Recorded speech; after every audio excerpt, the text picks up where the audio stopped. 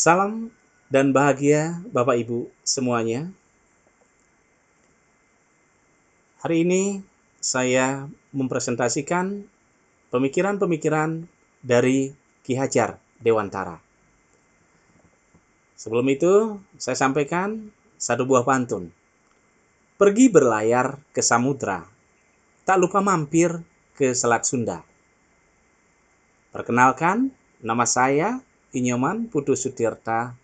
Salam kenal Bapak Ibu yang luar biasa semua.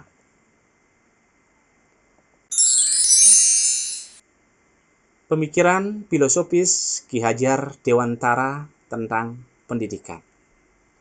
Nama lain daripada Ki Hajar Dewantara adalah Raden Mas Suwardi Suryaningrat. Ada beberapa pemikiran dari pada Ki Hajar Dewantara tentang dasar pendidikan itu. Yang pertama adalah menuntun. Menuntun maksudnya di sini adalah bahwasannya pendidikan itu adalah menuntun segala kekuatan kodrat yang ada pada anak-anak, agar mereka dapat mencapai keselamatan dan kebahagiaan yang setinggi-tingginya, baik sebagai manusia maupun sebagai anggota masyarakat. Pendidik di sini bertugas membimbing, mengarahkan potensi alami anak, bukan mengubah sifat dasarnya. Dengan memperbaiki dan mengarahkan perilaku, pendidik membantu potensi alami anak untuk tumbuh dan berkembang secara optimal sesuai dengan kodrat anak itu. Pendidik itu hanya dapat menuntun tumbuh atau hidupnya kekuatan kodrat yang ada pada anak-anak agar dapat memperbaiki lakunya, bukan dasarnya. Tentang hidup dan tumbuhnya kekuatan kodrat anak tersebut.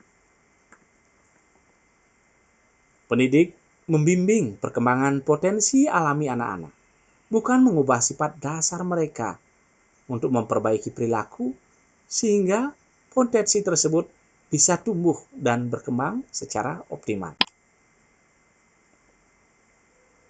Kemudian juga pendidik itu sebagai suatu yang menuntun atau dikenal dengan sistem Among. Nah, sistem Among ini terdiri dari Ingarso Sung Tulodo, Ingmadio Mangunkarso, dan Tuturi Handayani. Sistem Among ini, Ingarso Sung Tulodo artinya di depan memberikan teladan. Ingmadio Mangunkarso itu di tengah membangun semangat, memberikan motivasi. Kemudian Tuturi Handayani di belakang memberi dorongan. Nah, sehingga muaranya bahwa sistem Among daripada KHD ini itu bagaimana nantinya supaya anak bisa selamat dan bahagia sebagai manusia dan sebagai anggota masyarakat.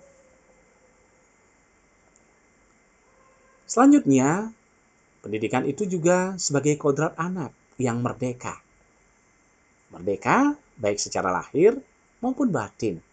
Merdeka batin itu tentang pendidikan, lahir tentang pengajaran. Manusia merdeka adalah manusia yang hidupnya lahir atau batin tidak tergantung kepada orang lain. Akan tetapi bersandar atas kekuatan sendiri.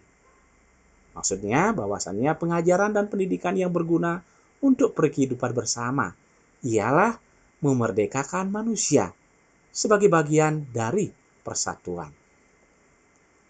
Di sini kita bedakan antara pendidikan dan pengajaran. Pendidikan adalah sebuah proses untuk membentuk karakter dan kepribadian secara menyeluruh. Sedangkan pengajaran itu adalah sebuah transfer pengetahuan dan keterampilan dari guru ke siswa. Selanjutnya, bahwasannya anak memiliki sebuah kodrat, yaitu bermain. Nah, bermain adalah salah satu kodrat anak. Ini secara alamiah. Memang pada dasarnya anak itu adalah memiliki aspek alamiah bermain. Pikiran, perasaan, kemauan atau tenaga, cipta, rasa, karsa, atau karya pekerti sudah ada pada diri anak. Permainan anak dapat menjadi bagian pembelajaran di sekolah. Bagian ini tentu esensial dalam proses belajar mengajar. Selanjutnya ada beberapa contoh-contoh permainan yang terjadi di masyarakat, itu seperti congklak. Itu ada sebuah permainan mengasah pemikiran, kognitif siswa, yaitu dalam matematika atau sebuah strategi. Kemudian juga ada seperti gobak sodor. Ini adalah beberapa nilai-nilai yang ada di dalamnya dan juga mengasah pemikiran tentang strategi. Dan juga ada mekepiak. Itu juga sama, memiliki sebuah nilai dan strategi yang dikembangkan.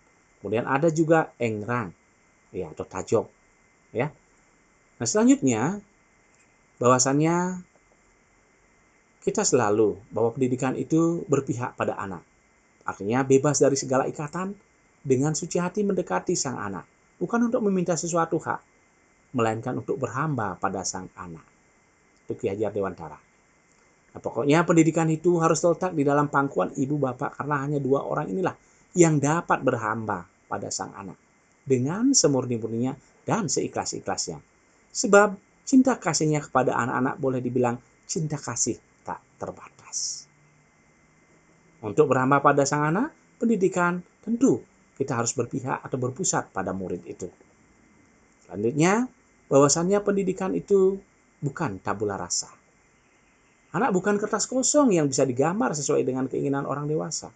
Anak lahir dengan kekuatan kodrat yang masih samar-samar. Nah, tujuan pendidikan adalah menuntun, memfasilitasi atau membantu anak untuk menebalkan garis-garis samar agar dapat memperbaiki lakunya untuk menjadi manusia seutuhnya. Nah, pertanyaannya, bagaimana cara menebalkannya? Nah, tentu menebalkan laku anak dengan kekuatan konteks diri anak dan sosiokultural atau budaya. Kemudian, menebalkan laku anak dengan kekuatan konteks diri seperti wariga, pengembangan fisik dan keterampilan tubuh, wiraga bukan wariga, wiraga. Kemudian ada wirama, pengembangan ritme dan keteraturan dalam kehidupan, termasuk dalam kedisiplinan dan harmoni.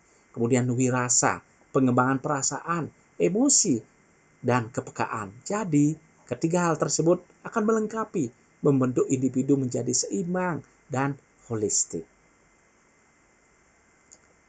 Selanjutnya, bahwasannya menebalkan laku anak dengan kekuatan konteks sosiokultural itu ada beberapa yang contoh-contoh yang ada di sebuah daerah untuk menebalkan laku, seperti di Manggarai itu ada Toing Titong Toming, Toing mengajar, Titong menuntun, Toming teladan. Kemudian ada juga di Jawa Barat namanya Niti Surti, Niti Harti, Niti Bakti, Niti Jati atau Sejati Ngahurip. Artinya di sini di Bali juga ada. Namanya itu adalah Trihita Karana.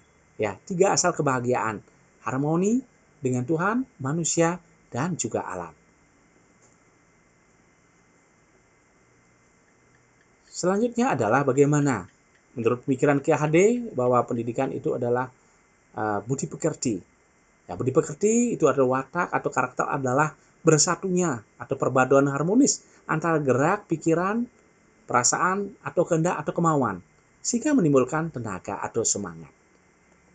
Selanjutnya, budi itu artinya pikiran, perasaan, kehendak atau kemauan, pekerti itu tenaga. Berarti kedua hal tersebut menciptakan cipta rasa karsa. Berarti adanya keseimbangan atau keselarasan hidup. Contohnya ada pada permainan-permainan seperti ada gamelan, ada menenun. Ini ada beberapa contoh tentang pendidikan budi pekerti untuk mengasah cipta rasa karsa. Nah, ini adalah salah contoh itu menenun, menjaga keseimbangan, keselarasan hidup, cipta rasa karsa. Selanjutnya ini, menurut KHD bahwa pendidikan itu seperti seorang petani, Seorang petani dalam hakikatnya sama kewajibannya dengan seorang pendidik yang menanam jagung misalnya. Kalau seorang petani hanya dapat menuntun tumbuhnya jagung, ia dapat memperbaiki kondisi tanah, memelihara tanaman jagung, memberi pupuk dan air, membasmi ulat-ulat atau jamur-jamur yang mengganggu hidup tanaman padi, dan lain sebagainya.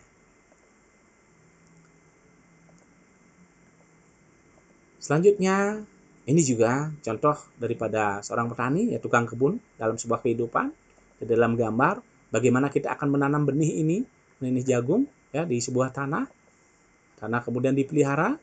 Selanjutnya, bagaimana nanti hasilnya? Setelah tanah itu dipelihara dengan baik, ya, petani menanam, kemudian selanjutnya dipelihara dan terjadilah ya apa yang menjadi sebuah cita-cita, sebuah harapan ketika petani itu bersahaja melakukan sebuah kegiatan. Hasilnya adalah tanaman jagung. Nah, dari beberapa penjelasan itu, maka ada refleksi filosofis pendidikan tentang KHD atau pesan kunci di dalam penjelasan tadi. Yang pertama, bahwasannya pendidikan yang terjadi pada masa lampau itu adalah pendidikan yang menuntun. Kemudian pendidikan masa kini, pendidikan secara gotong royong, yaitu kolaboratif, reflektif, dan kritis. Kemudian pendidikan di masa depan nantinya tentu bagaimana nanti supaya itu siswa atau murid menjadi humanis, penuh kasih sayang, hati yang bersih, jujur, yang selamat, dan bahagia, atau student well-being. Demikian yang dapat saya sampaikan. Kalau Anda pergi ke sawah, mohon mampir ke ladang saya. Kalau ada ucapan yang salah, mohon kiranya maafkan saya. Dan saya akhiri dengan salam dan bahagia.